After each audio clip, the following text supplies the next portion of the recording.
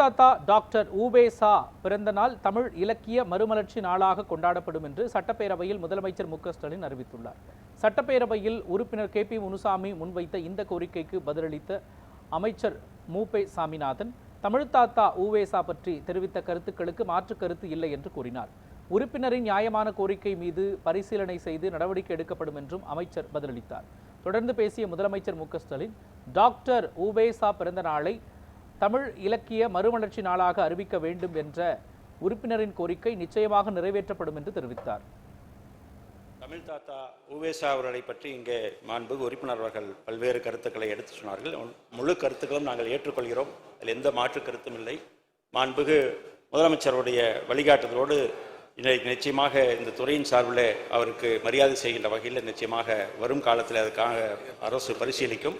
அதே நேரத்தில் ஆண்டுதோறும் அவருக்கு மாநில விழாவாக, அரசு விழாவாக அவருடைய பிறந்தநாளை நாம் கடைபிடிக்கின்றோம்.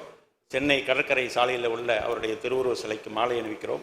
மாண்புமிகு உறுப்பினர் சொன்னது போல அவருடைய பெயரில் தமிழ் புலவர்களுக்கு விருது வழங்குகிறோம். அதே போல் இன்றைக்கு அவருடைய பிறந்த ஊரான உத்தமநாதபுரத்தில் அவருடைய வீடு சிறப்பாக அரசின் சார்பில் பராமரிக்கப்படுகிறது. தொடர்ந்து மாண்புமிகு உறுப்பினர்கள் பல்வேறு தகவல்களை இங்கே சொல்லியிருக்கின்றார்கள். முழுவதும் ஏற்றுக்கொள்ளக்கூடிய கருத்தான் நம்முடைய மாண்புமிகு முதலமைச்சரோடு கலந்து பேசி எதிர்காலத்தில் பரிசீலனை